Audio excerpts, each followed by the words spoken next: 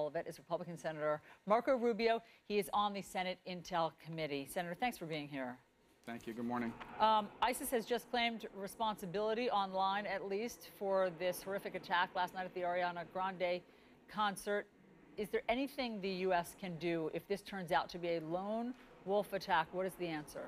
Yeah, and I think we have to be cautious about the term lone wolf. It makes it sound like some guy just went off on his own and did this. This clearly inspired by them. I mean, this is the kind of attack they've been calling for, and you're going to see more of these sorts of attempts as they lose territory. Their ability to actually coordinate an attack, send somebody over there with specific plans, continues to erode. Their ability to inspire people online and give specific instructions and ideas. These are the kinds of ideas they're putting out there in their publication. And they're telling people, find soft targets, kill as many people as you can, be willing to die in the operation. So obviously, I think the eradication, going after their ability to continue to inspire online is a key part of our effort. But ultimately, and there's got to be a rejection of this sort of ideology, and that's an ongoing effort, and I think part of what the president is endeavoring to do in this trip beginning in Saudi Arabia. The president, as you know, is in Israel this morning, and he's talking about attempting a peace process.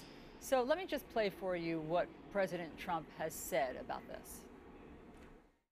The Palestinians are ready to reach for peace. I know you've heard it before. I am telling you, that's what I do. They are ready to reach for peace. Do you think that it will be, President Trump has suggested at times, this is what he does, it will be easier than people think? Well, it won't be easier. And look, I think it's a noble endeavor. Every American president has tried it, and there's a reason why it doesn't happen. And let me say the Israelis would love to have peace. The problem, the fundamental issue we have here is the definition of peace. Everyone says they want peace. How do you define peace? If peace means that Israel can no longer retain its nature as a Jewish state, if peace means they have to give up control of Jerusalem, if that's peace, that's not peace. That's not going to happen. So from the Palestinian end, I would just say from the Palestinian leadership, because the Palestinian people I have no quarrel with, but from the Palestinian leadership's perspective, I don't think their definition of peace fits within what most of us, at least here in Congress and in the United States, would define as peace. And that's always been the problem. And I think it's a very noble endeavor. I think the White House and the president needs to be careful that in an effort to make things better, we end up making things worse. And it is my view the conditions for the sort of peace we would all desire do not exist. And therefore, we need to try to begin to create those conditions, more prosperity, more security in Judea and Samaria, and then ultimately reach a point where there is the opportunity to go further. But again, look, I hope I'm wrong. I hope that there is an agreement that everyone can live with. I truly do, but I'm not very optimistic. Senator, let's talk about what's going on here at home and the Russia probe. U.S. officials have told CNN that not only did President Trump press then FBI Director Comey to publicly state that he saw no collusion, he also pressed the directors of National Security Agency and National Intelligence to do the same. How serious is this to you? Well, we have to confirm that that's what actually happened, and I'm not disputing that it did. If it does, I would say to you that it goes further, in my mind, as a member of the Intelligence Committee, than just a focus on the Russia investigation. I think it goes into the very nature of the intelligence community's work and its ability to work with the executive branch and the presidency. So I think the first step here, my understanding is that both Admiral Rogers and Director Coates are on the Hill today testifying. I know for a fact they're going to be asked this question in a public forum. We'll see what they say. I can guarantee you the intelligence community, the intelligence committee that I sit on, which has oversight over these intelligence agencies that they run, will be asking this question. And for me, the fundamental question is, did this happen? And if so, what impact has it had on the intelligence community's ability to work with the president? And by the way, related to that are these leaks that are coming out. And again, I understand that the public wants to know, but I also think we have an environment now in the executive branch where the president and the people around them are potentially cautious or afraid because they don't know what they don't trust the people around them. They know someone in that room or someone in that building is leaking things to the press, sometimes selectively. Yeah. So we've got a broader issue here, and that is the ability of the intelligence community to function for its most important client, the President of the United States. But is it an obstruction of justice in your mind? If this happened as reported, is it an obstruction of justice? Well, I think that's a legal question I'm not prepared to opine on, simply because I don't know all the facts behind this. I know what the press report says, but for me, as someone who's sitting on the Intelligence Committee, it's important for me to not go in and be making public pronouncements. That's what got Chairman Nunes in trouble and had to recuse himself.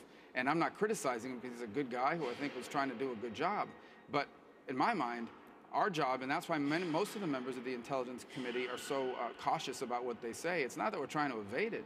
It's that we don't want there to be any doubt when we issue our report that we took our work seriously, that we didn't go in with any preconceived notions, that we weren't influenced solely by what was being purported in the press, but that we looked at the facts and reported them as facts.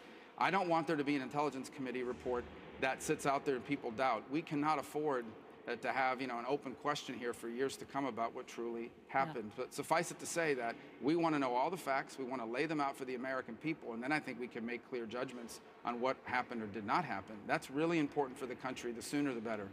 Senator, every day there seems to be some sort of new bombshell.